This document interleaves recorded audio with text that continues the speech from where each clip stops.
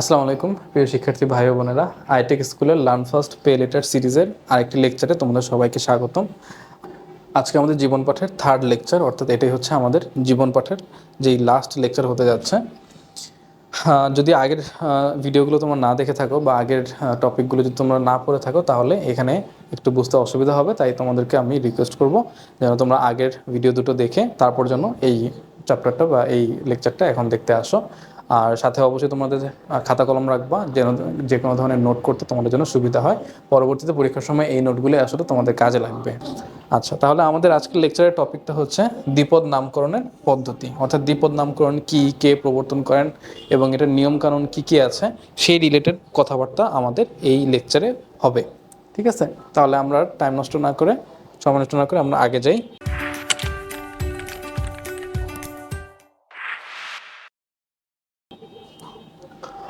দ্বিপদ নামকরণের পদ্ধতি। তো দ্বিপদ, দ্বি মানে আমরা সবাই জানি কি দুই, তাই না? আর পদ বলতে আমরা বুঝি দুইটা নাম থাকা আর কি, অর্থাৎ দুইটা অংশ থাকা। তো দ্বি বলতে আমরা বোঝাচ্ছি দুই, এবং পদ দিয়ে আমরা বোঝাচ্ছি কি দুইটা অংশ। তাহলে একটা জীবের যখন আমরা বৈজ্ঞানিক নামকরণ করব, কি নামকরণ? বৈজ্ঞানিক নামকরণ করব, তখন এটার দুটা অংশ থাকে বা দুটা পদ থাকে। এর মধ্যে প্রথম যে অংশটা সেটা আসে তার গণের নাম থেকে। প্রথম অংশটা আসবে কোত্থেকে? গণের নাম থেকে। এবং দ্বিতীয় যে অংশটা সেটা আসবে তার প্রজাতির নাম থেকে। অর্থাৎ তোমরা যদি আগের লেকচারগুলো ফলো করে থাকো তাহলে দেখবে সেখানে আমরা বলেছিলাম যে শ্রেণীবিন্যাসের যে 7টা ধাপ আছে, সেই 7টা ধাপের মধ্যে শেষ দুটো ধাপ ছিল আমাদের গণ এবং প্রজাতি। তাহলে যখন গণ এবং প্রজাতি এই দুটোতে একসাথে করে আমরা যখন কোনো একটা জীবের বৈজ্ঞানিক নামকরণ করি, সেটাকে আমরা বলি হচ্ছে দ্বিপদ নামকরণ। তাহলে গণের নাম প্লাস প্রজাতির নাম,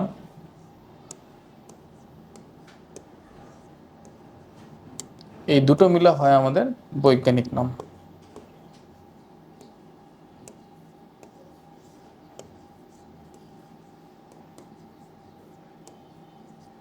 তাহলে গণের নাম এবং প্রজাতির নাম এই দুটো মিলে একসাথে হয় আমাদের দ্বিপদ নামকরণ বা দুইটা নাম হয়। তাহলে এই দুইটা নাম দ্বারা গঠিত নামকে আমরা বলি হচ্ছে দ্বিপদ নাম, এবং নামকরণের এই প্রক্রিয়াকে আমরা বলা হয় দ্বিপদ নামকরণ বা বাইনোমিয়াল নোমেনক্লেচার। Binomial nomenclature. হ্যাঁ, অর্থাৎ এটা হচ্ছে দ্বিপদ নামকরণের মেইন সংজ্ঞা, যে আমরা যখন কোনো একটা জীবের বৈজ্ঞানিক নামকরণ করব, তখন তার গণ এবং প্রজাতি এই দুটোকে একত্র করে যখন আমরা একটা জীবের বৈজ্ঞানিক নামকরণ করি, তখন সেই নামটাকে আমরা বলি হচ্ছে দ্বিপদ নাম, এবং এই প্রক্রিয়াটাকে আমরা বলা হয় দ্বিপদ নামকরণ। আচ্ছা, তাহলে দ্বিপদ নামকরণের এর লক্ষ্যটা কি? এর লক্ষ্য হচ্ছে প্রতিটি জীবকে আলাদা নামে শনাক্ত করা, আলাদা নামে সঠিকভাবে জানা। অর্থাৎ প্রত্যেকটা জীবের, যেমন আমার একটা নাম আছে, তোমাদের সবার একটা নির্দিষ্ট নাম আছে, প্রত্যেকটা মানুষের যেরকম আলাদা নাম থাকে এবং সেই নামে তাকে চেনা হয়, ঠিক একই রকমভাবে প্রত্যেকটা জীবকে আন্তর্জাতিকভাবে বৈজ্ঞানিকভাবে যেন আমরা সবাই ইউনিভার্সালি একই নামে চিনি, সেই লক্ষ্যে এই দ্বিপদ নামকরণের প্রবর্তনটা হয়েছে। এবং কে করছে? হ্যাঁ, এবং আন্তর্জাতিকভাবে স্বীকৃত কিছু নিয়মনীতি মেনে একটা জীবের বৈজ্ঞানিক নামকরণ করা হয়। তার মানে আমি চাইলেই কোনো একটা জিনিসের নাম নিজের ইচ্ছা মতো রাখতে পারবো না। আমাকে অবশ্যই আন্তর্জাতিকভাবে সেট করা কিছু রুলস, কিছু নিয়মনীতি, সেগুলোকে ফলো করে আমাকে এটার বৈজ্ঞানিক নামকরণটা করতে হবে। আর নিয়মকানুনগুলো কি সেগুলো আমরা একটু পরে জানবো, কিন্তু আমাদেরকে জানতে হবে এই নিয়মকানুনগুলো দেয় কারা। এই নিয়মনীতিগুলো দেয় হচ্ছে দুটো সংস্থা, একটা হচ্ছে ICBN আর একটা হচ্ছে ICZN। অর্থাৎ এই দুটোর ফুল ফর্ম কি? International code of botanical nomenclature এবং international code of zoological nomenclature. তো বোটানিক্যাল নোমেনক্লেচার বলতে এরা সাধারণত উদ্ভিদ নিয়ে উদ্ভিদের নামকরণ নিয়ে কাজ করে থাকে। আর জুওলজিক্যাল নোমেনক্লেচার এটা হচ্ছে প্রাণীর নামকরণ নিয়ে কাজ করে থাকে। এবং এর দুইটা সংস্থার দ্বারা যেই নিয়মনীতিগুলো দেওয়া হয়, সেই নিয়মনীতিগুলোর সাহায্যে আমরা আসলে বৈজ্ঞানিক নামকরণ করে থাকি। ওকে, আচ্ছা, তাহলে আমরা যাই আমাদের পরের স্লাইডে। এখানে আমাদের কিছু ইতিহাস এবং কিছু একজন ব্যক্তির নাম আমরা জানবো। সেটা হচ্ছে 1753 সালে, সালটা ইম্পর্টেন্ট, 1753 সালে সুইডিশ বিজ্ঞানী ক্যারোলাস লিনিয়াস। সুইডিশ বিজ্ঞানী ক্যারোলাস লিনিয়াস তিনি সর্বপ্রথম এই দ্বিপদ নামকরণের প্রবর্তন করেন এবং তার এই ধারণাটা তিনি লিপিবদ্ধ করেন তার যে বই স্পিসিস প্ল্যান্টারাম এই বইটি তিনি রচনা করেন এবং এই বইয়ে তিনি সর্বপ্রথম দ্বিপদ নামকরণ পদ্ধতিটা প্রবর্তন করেন এবং গণ এবং প্রজাতির সংজ্ঞা দেন।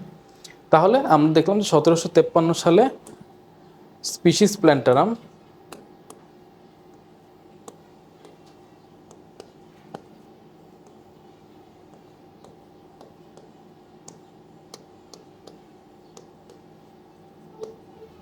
নামক বইয়ে বিজ্ঞানী ক্যারোলাস লিনিয়াস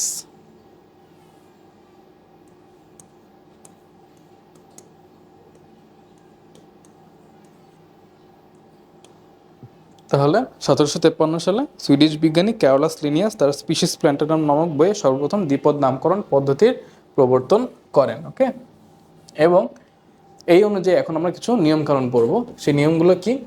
নামকরণটা হতে হবে কোন ভাষায়?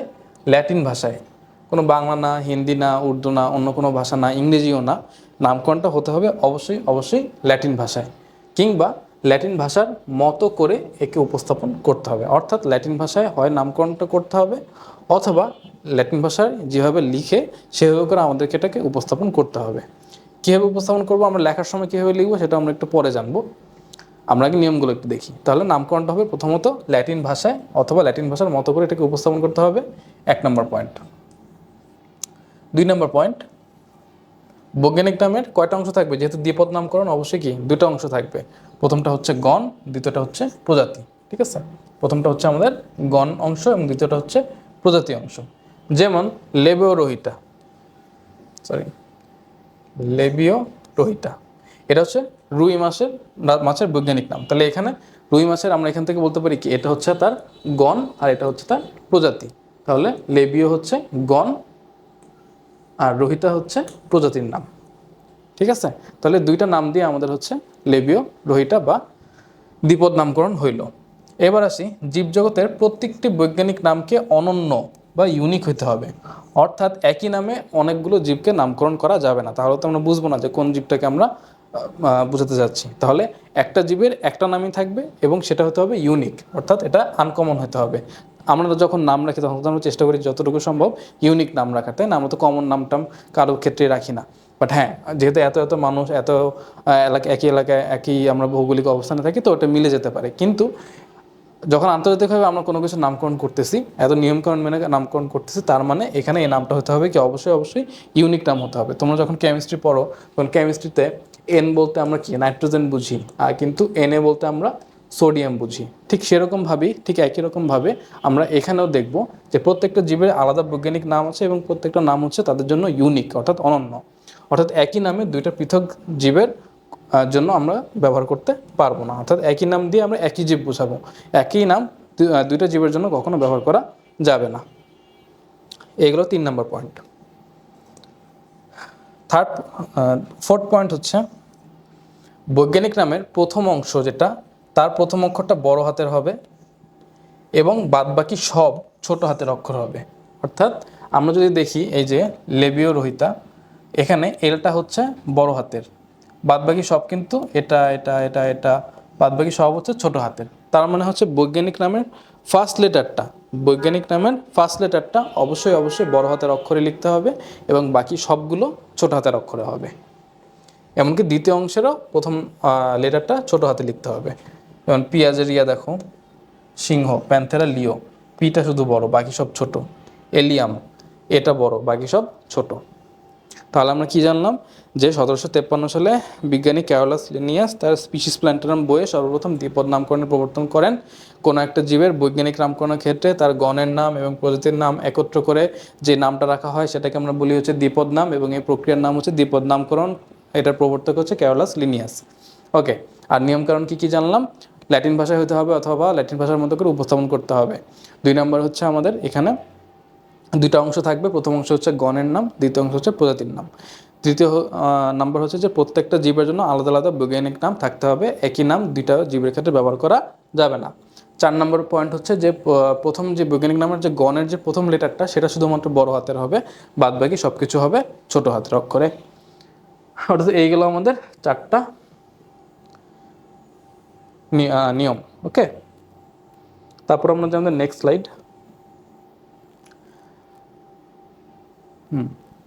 এটা হচ্ছে 5, 6, 7, 8, 1, 4। ওকে, 5 নম্বর নিয়ম হচ্ছে বৈজ্ঞানিক নাম মুদ্রণের সময় মানে প্রিন্টের সময় সর্বদা ইটালিক অক্ষরে লিখতে হবে। আচ্ছা, তার মানে হচ্ছে এই যে দেখো, ধানের বৈজ্ঞানিক নাম হচ্ছে অরাইজা স্যাটিভা, কাতলের নাম হচ্ছে কাতলা কাতলা। এখন এখানে যদি তোমরা দেখো, ভালো করে খেয়াল করো, তাহলে প্রিন্টের সময় কিন্তু আমরা যখন প্রিন্ট করি বা মাইক্রোসফট ওয়ার্ডে যখন আমরা লিখি, তখন ওখানে 3টা ইয়া থাকে। একটা হচ্ছে বোল্ড, একটা হচ্ছে ইটালিক, আর একটা হচ্ছে আন্ডারলাইন। এরকম 3টা জায়গা থাকে, তাই না? তো যখন আমরা লিখবো, প্রিন্ট করব অর্থাৎ বা টাইপ করব, প্রিন্টিং অথবা টাইপিংয়ের সময় আমরা অবশ্যই এটাকে ইটালিক ফর্মে লিখবো। কীভাবে লিখবো? ইটালিক ফর্মে। এখন ইটালিক ফর্মটা কি? ইটালিক ফর্মটা একটু বাঁকা করা, এরকম, হ্যাঁ, বাঁকা করা। কিন্তু সবসময় তো আমাদের পক্ষে এত সময় বা এরকম ইয়ে থাকে না যে আমরা সবসময় এরকম ইটালিক অক্ষরে বা এরকম একটা বাঁকা ফর্মে আমরা লেখার মতো আমাদের সবসময় কিন্তু সময় সুযোগ থাকে না। অর্থাৎ আমরা যখন টাইপ করব অথবা আমরা যখন প্রিন্টিংয়ে যাব, তখন গিয়ে আমাদেরকে অবশ্যই এই ইটালিক ফর্মে লিখতে হবে। তো 6 নম্বর পয়েন্ট হচ্ছে আমাদের যে হাতে লেখার সময়, অর্থাৎ যখন আমরা হাতে লিখবো মানে খাতায় লিখবো, তখন আমাদেরকে গণ এবং প্রজাতি দুইটার নিচে আলাদা আলাদা করে দাগ দিতে হবে। যেমন এই যে অরাইজা স্যাটিভা বা কাতলা কাতলা যে ছিল, এটাকে যদি আমি লিখি, তাহলে আমি কীভাবে লিখব?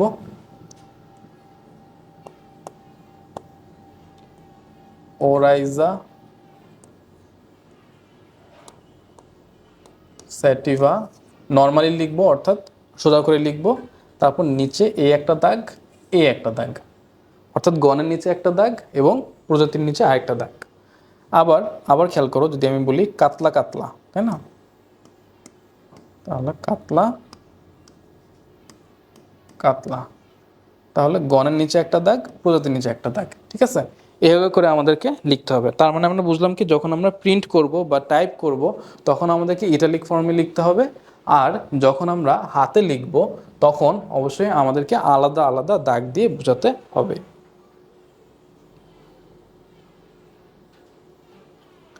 আচ্ছা, তারপর আসি 7 নম্বর পয়েন্ট। যদি কয়েকজন বিজ্ঞানী একই জীবকে ভিন্ন ভিন্ন নামে নামকরণ করেন, তবে যিনি আগে নামকরণ করেছেন তাকে অগ্রাধিকার আইন অনুসারে প্রথম বিজ্ঞানী কর্তৃক নামটি গৃহীত হবে। অর্থাৎ একই নামকরণ, একই জীবের যদি অনেকগুলো নামকরণ করা হয়, অনেকজন বিজ্ঞানী যদি করে থাকেন, তাহলে সেক্ষেত্রে প্রথম যিনি নামকরণ করেছেন তার নামকরণটাকে অগ্রাধিকার ভিত্তিতে রাখা হবে। যিনি প্রথম কোনো জীবের বিজ্ঞানসম্মত নাম দিবেন, তার নাম প্রকাশের সালসহ উক্ত জীবের বৈজ্ঞানিক নামের শেষে সংক্ষেপে সংযোজন করতে হবে। অর্থাৎ তার নাম প্লাস প্রকাশের সাল, দুটো জিনিস হচ্ছে ওই জীবের বৈজ্ঞানিক নামের শেষে সংরক্ষণ করতে হবে। যেরকম দেখো, হোমো সেপিয়েন্স এল 1758, এল দিয়ে হচ্ছে বোঝাচ্ছে কি, ক্যারোলাস লিনিয়াসের নাম। ঠিক আছে, এল দিয়ে বোঝাচ্ছে হচ্ছে ওনার নাম, নামের প্রথম অক্ষর এল, লিনিয়াস। কত সালে দিয়েছেন? 1758 সালে। তাহলে যখন আমরা একটা ফুল ফর্মে লিখবো বা প্রথম যখন কেউ এটার নামকরণ করবেন, তখন ওই জীবের নামকরণের সাথে যিনি এটার নাম দিয়েছেন তার নাম এবং কত সালে দিয়েছেন, এই দুটার ইনফরমেশন অবশ্যই থাকতে হবে। আবার দেখো, অরাইজা স্যাটিভা, এটা হচ্ছে গণ, এটা প্রজাতি, সাথে এল হচ্ছে ক্যারোলাস লিনিয়াসের নাম থেকে এল আসছে, অর্থাৎ তিনি এটা নামকরণ করেন কত সালে? 1753 সালে। 1753 সালে। অর্থাৎ যিনি নামকরণ করছেন তার নাম, তার নামের প্রথম তার নাম এবং তার নামের সাথে যেই সালে, কত সালে তিনি এটা নামকরণ করেন, এই দুটো ইনফরমেশনও অবশ্যই থাকতে হবে। ওকে, এইগুলো আমাদের 8টা নিয়ম, 1 2 3 4 5 6 7 8, অর্থাৎ ল্যাটিন ভাষায় লিখতে হবে অথবা ল্যাটিন ভাষার মধ্যে করে উপস্থাপন করতে হবে। দুটো অংশ থাকবে, প্রথম অংশটা হচ্ছে গণ, দ্বিতীয় অংশ হচ্ছে প্রজাতি। 3 নম্বর পয়েন্ট হচ্ছে প্রত্যেকটা বৈজ্ঞানিক নামকে অনন্য হতে হবে, অর্থাৎ একই নাম দুইটা জীবের ক্ষেত্রে ব্যবহার করা যাবে না।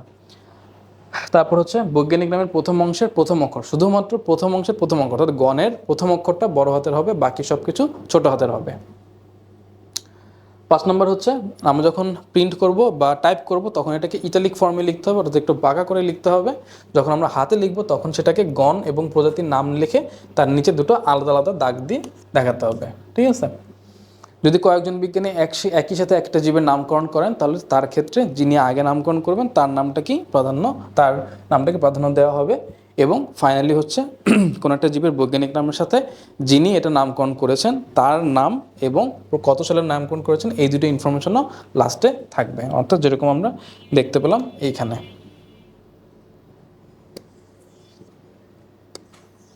ওকে, আচ্ছা, এই গেল আমাদের 8টা নিয়ম।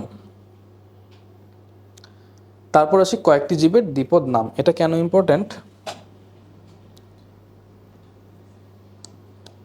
এটা ইম্পর্টেন্ট হচ্ছে ফর এমসিকিউ।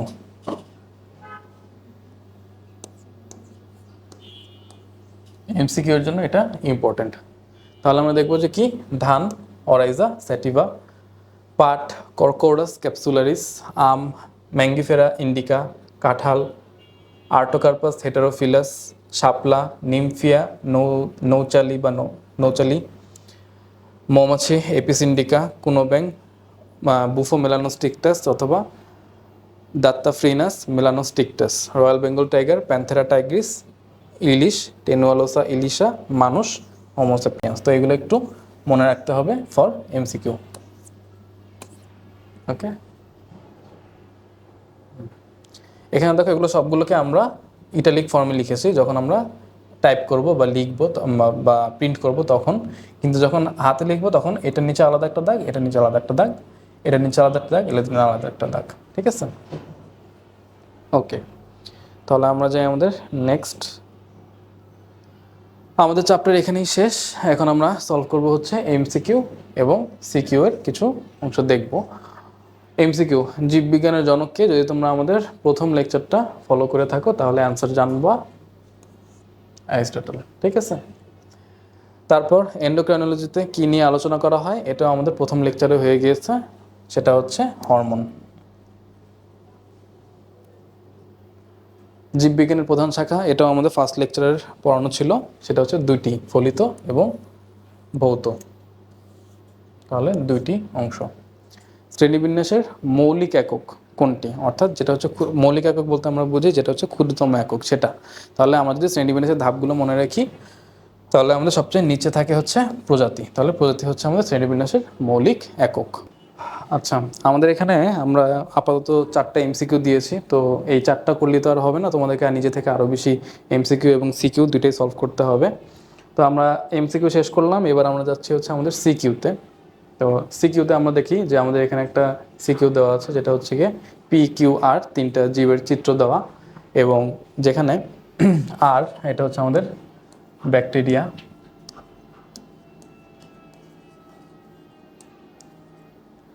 এটা হচ্ছে অ্যামিবা,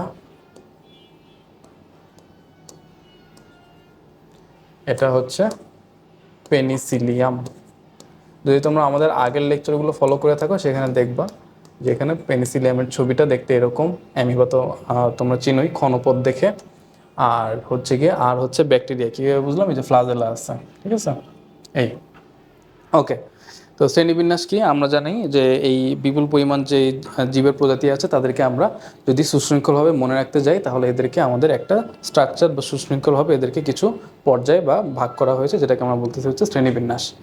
জীব প্রযুক্তিকে কেন ফলিত শাখায় অন্তর্ভুক্ত করা হচ্ছে, কারণ এখানে তাত্ত্বিক বিষয় নিয়ে আলোচনা করা হয় না, এখানে আলোচনা করা হয় মেনলি প্রযুক্তিকে কীভাবে কাজে লাগানো যায়, সেটা হচ্ছে বায়োলজি বা মানবদেহে মানুষের কল্যাণে অথবা কৃষিক্ষেত্রে বা অন্য যে কোনো ক্ষেত্রে, অর্থাৎ for the betterment of life আমরা যখন টেকনোলজি ইউজ করি সেটাকে আমরা বলতেছি হচ্ছে ফলিত শাখায়। ঠিক আছে? ওকে, উদ্দীপকের এখানে একটু আমাদের কারেকশন হবে, উদ্দীপকের পি যে রাজ্যের অন্তর্গত তার বৈশিষ্ট্য ব্যাখ্যা করো। তো পি হচ্ছে আমাদের পেনিসিলিয়াম। তো পেনিসিলিয়াম হচ্ছে আমাদের কোন রাজ্যের অন্তর্গত? ফানজাই। তো ফানজাইয়ের বৈশিষ্ট্যগুলো আমাদেরকে একটু মনে রাখতে হবে। সেটা হচ্ছে স্থলজ, মৃতজীবী, পরজীবী, কোষপ্রাচীর কাইটিন নির্মিত, তারপর হচ্ছে কি মাইসিলিয়াম দ্বারা তৈরি, স্পোর দিয়ে বংশবৃদ্ধি হয়, এরা হচ্ছে ডিকম্পোজার হিসেবে পরিবেশে এদের অবস্থান ইত্যাদি। এগুলো হচ্ছে আমাদের ফানজাইয়ের বৈশিষ্ট্য। রাজ্যগত অবস্থান থেকে উদ্দীপকের কিউ এবং আর এর মধ্যে কোনটি উন্নত? ঠিক আছে, কিউ এবং আর এর মধ্যে কোনটি উন্নত? তাহলে আর আর হচ্ছে আমাদের ব্যাকটেরিয়া, যেটা হচ্ছে আমাদের প্রোক্যারিওট।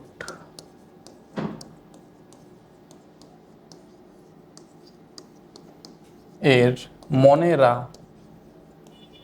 এই রাজ্যের অন্তর্গত। আর অ্যামিবা সেটা তো হচ্ছে আমাদের গিয়ে ইউক্যারিওট, তাই না? তো সেক্ষেত্রে আমাদের হচ্ছে গিয়ে অবশ্যই আমরা বলবো প্রোক্যারিওট থেকে ইউক্যারিওট কোনটার মধ্যে আমাদের বেশি উন্নত? অবশ্যই ইউক্যারিওট বেশি উন্নত, কারণ এখানে নিউক্লিয়াসটা সুগঠিত, এদের নিউক্লিওলাস থাকে, নিউক্লিয়ার মেমব্রেন থাকে, নিউক্লিয়ার পর্দা থাকে, এবং অন্য যত ধরনের ঝিল্লিবদ্ধ অঙ্গাণু সব কিছুই আমরা ইউক্যারিওটে পাবো, কিন্তু প্রোক্যারিওটে পাবো না। আচ্ছা, তাহলে গেল এটা। তারপরে আরেকটা, এটা হচ্ছে ফানজাই।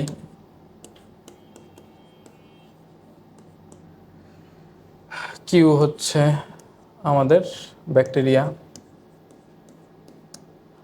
এটা হচ্ছে ডায়াটম।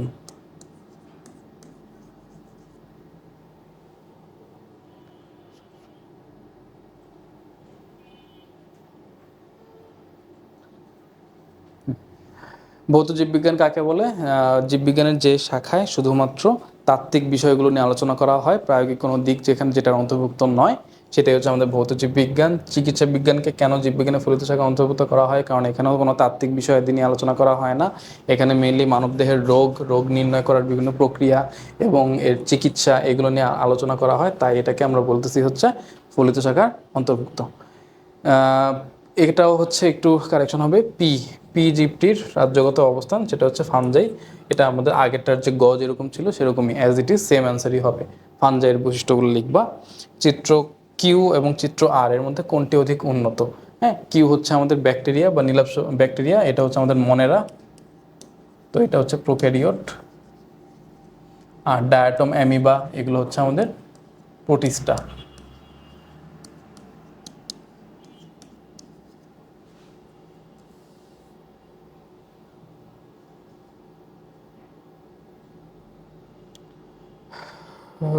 কই গেল? ব্যাকটেরিয়া হচ্ছে আমাদের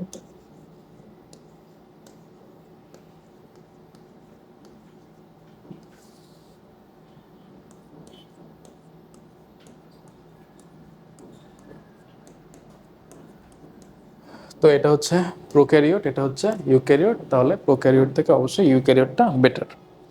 কেন? এটা আমরা আগের সিকিউতেই যা বলেছিলাম, অ্যান্সার সেম হবে।